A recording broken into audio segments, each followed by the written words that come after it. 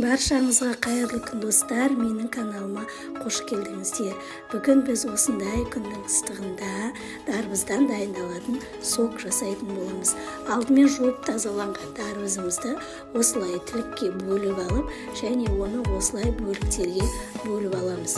Бөліп алған дарбыздарымызды осылай бір тақтайдың бетіне алып, оның сүйектерінен ажыратып аламыз. Барлық сүйектерін тегіс ажыратып бір ыдысқа салып алатын боламыз. Құрметті достар, менің каналыма тіркелмеген болсаңыздар, міндетті түрде менің каналыма тіркеліп, қоңырауша белгішесін басып қойсаңыздар, менің каналымнан түрлі рецептерді көре алатын боласыздар. Міне осылай дарбызымызды сүйектерінен ажыратып алғаннан кейін блендердің көмегімен жақсылап оны езіп шығатын боламыз.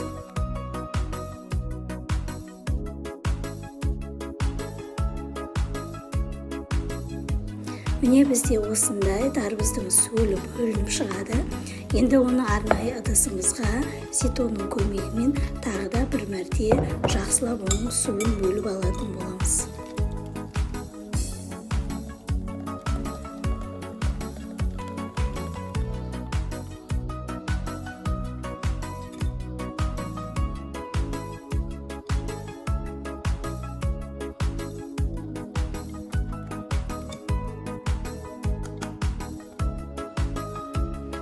Міне осылай ситоның көмегімен сөлін бөліп алдық.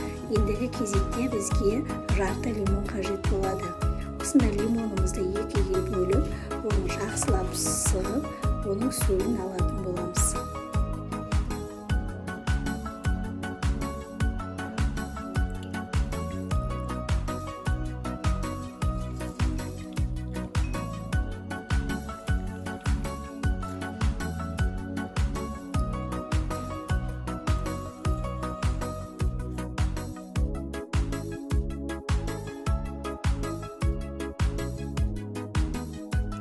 Міне осылай лимонның сөлін бөліп аламыз. Енді бізге біраз қасық бал және осындай мұз қажет болады. Алдыменен ыдысымызға ең бірінші жаңағы мұзымызды саламыз, және оның үстіне лимонның сөлін құямыз, және жаңағы балымызды құйып, жаңағы ситодан өткізіп алған дарбызымыздың сөлін үстіне құятын боламыз.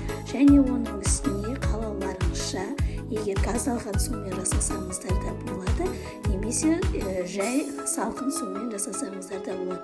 Мен енді әшейін салқын сумен жасадым. Осылай үстіне құйып, барлығын жақсылап араластырып, 20 минутқа демдеп қоятын боламыз.